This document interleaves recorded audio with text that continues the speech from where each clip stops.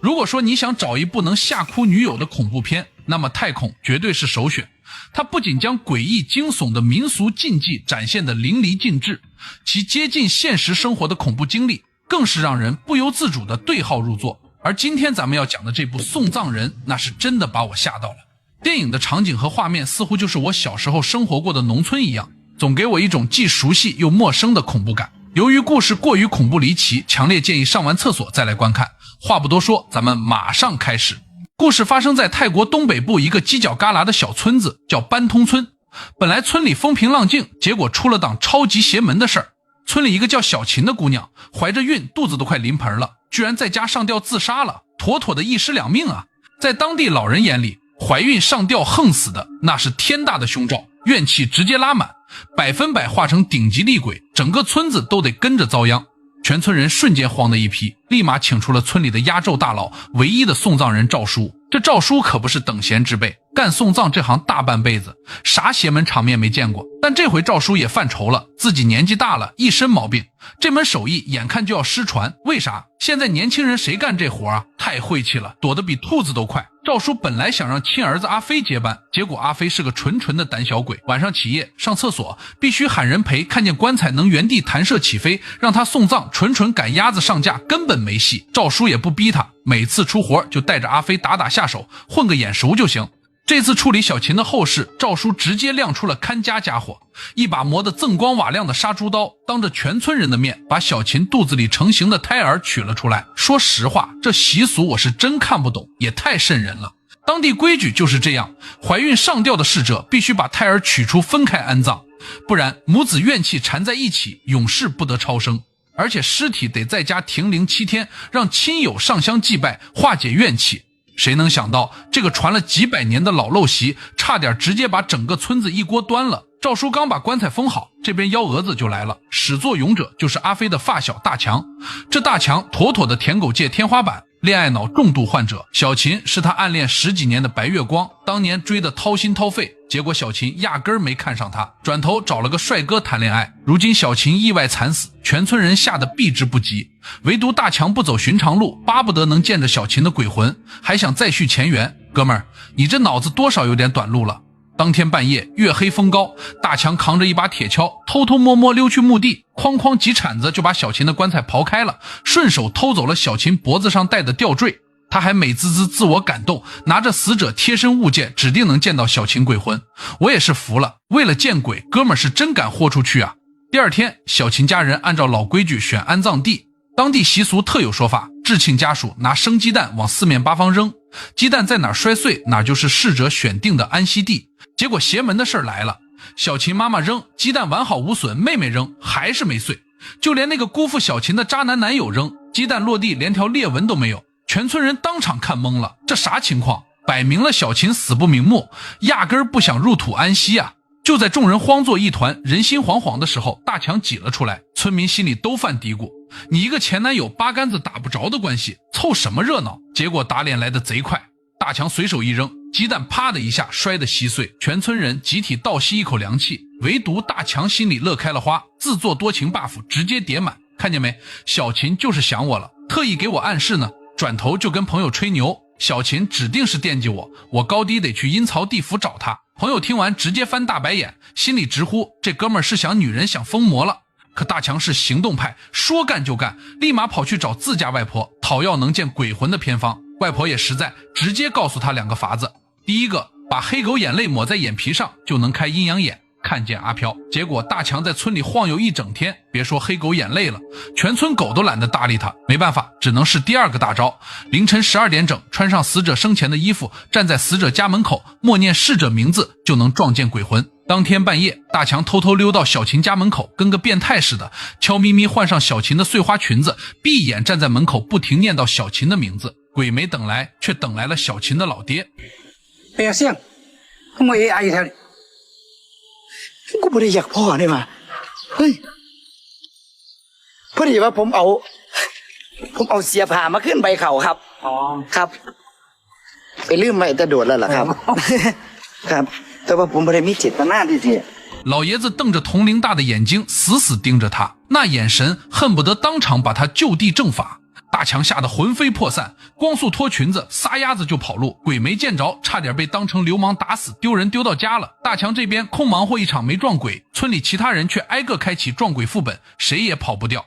最先遭殃的是村里4个街溜子，半夜不睡觉，组团去墓地偷贡品，贡品还没摸着，一回头4个小伙当场吓麻了，连滚带爬往外跑，其中一个直接下瘫在地，被同伴硬生生拖走。这一幕刚好被村口喝酒的胖子看见，胖子当场嘲讽：一群胆小鬼墓地有啥好怕的，纯属没出息。话音刚落，一道白裙身影从他眼前飘过去，胖子瞬间僵住，以为自己喝多眼花了，使劲揉眼睛，结果看得更清楚了。他赶紧换位置，背对着路口，寻思眼不见为净，结果刚坐下，肩膀突然一阵刺骨冰凉，胖子嗷一嗓子破防了，一脚踹翻同桌的人，连滚带爬跑回家，足足半个月没敢出门，彻底留下心理阴影。胖子刚被吓完，村里的王大妈又撞上邪事了。晚上，王大妈正在给脸上刮腻子，听见老公在旁边嘟囔，今天脑袋沉得慌，脖子酸得抬不起来。王大妈一抬头，差点当场原地去世，就看见小琴盘腿骑在她老公脖子上，低着头，眼神冰冷地盯着她。王大妈大气不敢喘，假装啥也没看见，手里的腻子刀抖得跟筛糠似的，主打一个硬撑保命。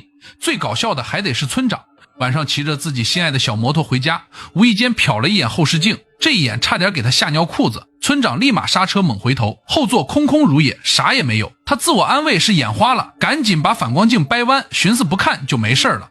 紧接着慌忙给大师打电话求救，结果大师轻飘飘一句，都是村里熟人，不至于弄死你个老登。说完直接挂了电话。村长当场快哭了，车也不要了，撒腿就往寺庙跑，死活要跟大师挤一张床睡，说啥也不敢回村了。全村上下鸡飞狗跳，人人自危的时候，赵叔这边又出大事了。赵叔带着阿飞去邻村做法事，不小心摔断了腿。住院之后，阿飞得知了一个晴天霹雳，他爹赵叔癌症晚期，没多少日子了。阿飞瞬间懵了，长这么大，他从来没想过顶天立地的父亲会离开自己。纠结再三，阿飞咬牙做了个重大决定，继承父亲的衣钵，当一名送葬人，哪怕自己天生怕鬼，哪怕心里慌得要死，也要完成父亲最后的心愿，扛起这份责任。但阿飞属实是新手小白，胆子还小，独自压根扛不住法事，必须找个助手。可送葬这行太晦气，村里没人愿意干。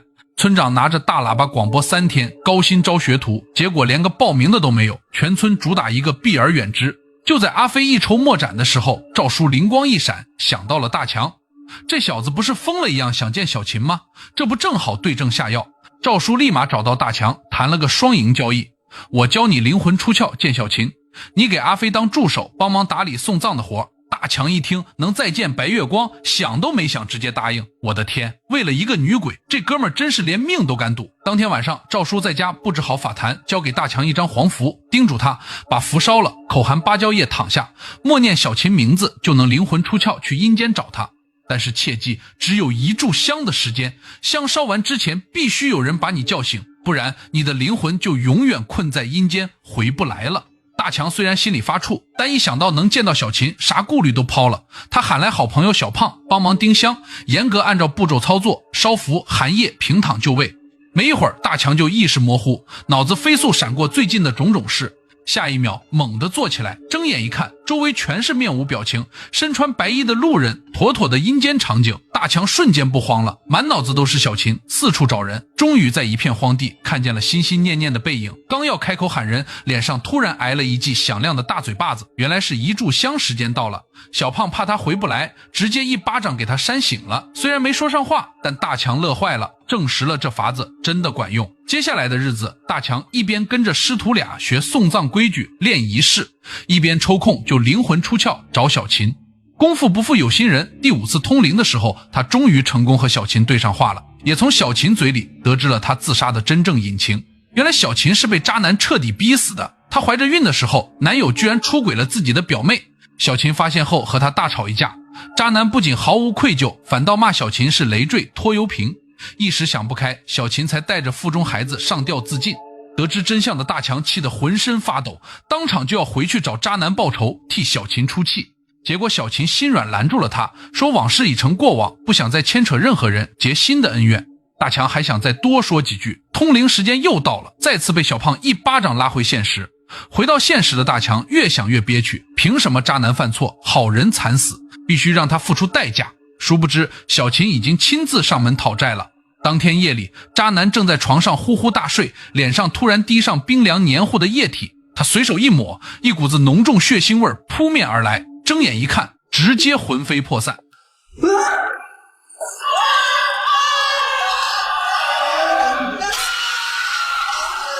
渣男当场吓尿，连滚带爬摔下床，缩在墙角不停磕头认错。渣男纯属自作自受，一点不冤。渣男刚被收拾完，寺庙的大师也遇上怪事了。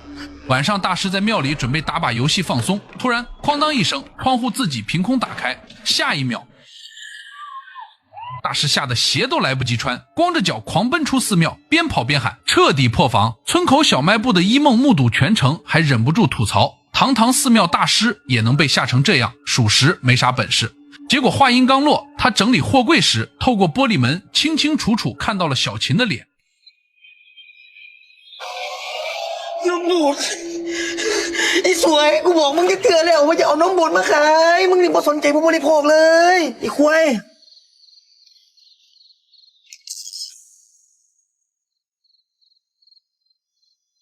后背瞬间冰凉，大气都不敢喘一口。到这时候，全村老小基本都见过小琴的鬼魂，村民们彻底慌了神，扎堆跑到村委会抗议，逼着村长立刻开棺火化小琴的尸体，不然全村人都不得安宁。村长没办法，只能去找赵叔商量，结果被赵叔一口回绝。赵叔说下葬日子没到，强行提前火化只会激化怨气，招来更大的灾祸。左右为难的村长只能下令全村宵禁。太阳落山后，所有人不准出门，勉强稳住局面。村里人心惶惶，鸡犬不宁的时候，阿飞和大强的送葬业务反倒越来越红火，属实离谱。这天，一个哭哭啼啼的女人上门求助，想请二人帮忙安葬去世的丈夫。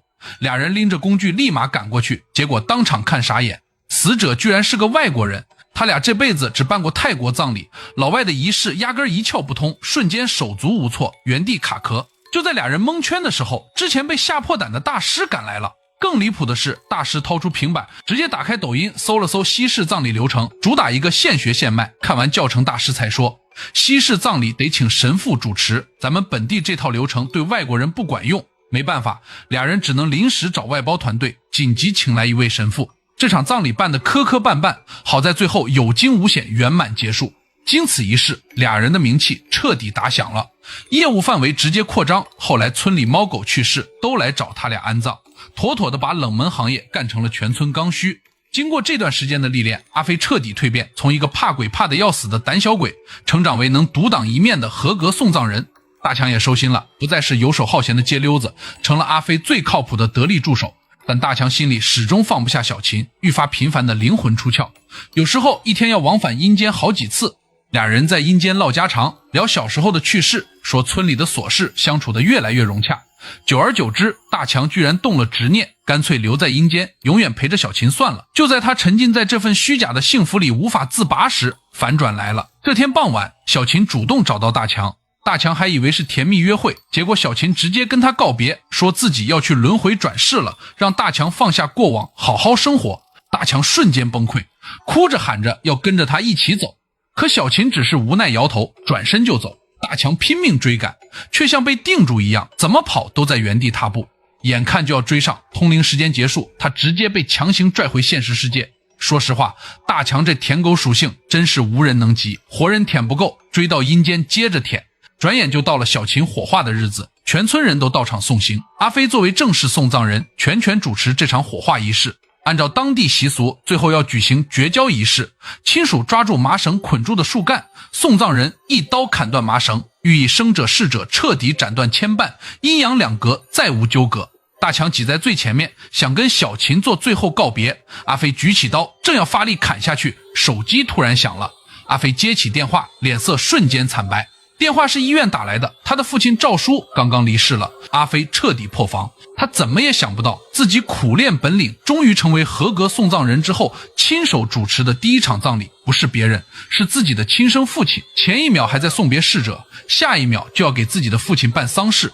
这种极致的落差和打击真的太戳心了。阿飞强忍满心悲痛，捡起刀砍断麻绳，转身离开火化场，去医院接父亲的遗体。随着小琴彻底火化，大强最后的念想也没了，彻底失去了再见小琴的机会。他整个人瞬间垮掉。到了赵叔守灵夜那天，大强喝得酩酊大醉，直接上门闹事，抓着阿飞的衣领质问，说赵叔肯定藏了私货，没把全套的通灵本事交给他。阿飞也是满心无奈，老爷子早就把所有本事倾囊相授，是大强自己执念太深，钻牛角尖，大强哭天抢地，胡搅蛮缠，最后被村民强行拉走。也就是阿飞脾气好，换别人早给他收拾明白了。回到家，奶奶看着他失魂落魄的样子，心疼得直掉眼泪，拿出寺庙求来的百家绳给他系在手腕上，又端来他小时候最爱吃的烤糯米饭，耐心哄他，开导他。当天夜里，大强躺在床上辗转难眠，心里还盘算着偷偷灵魂出窍，再去见小琴一面。可他刚想起身，就发现自己的双手被紧紧攥住了。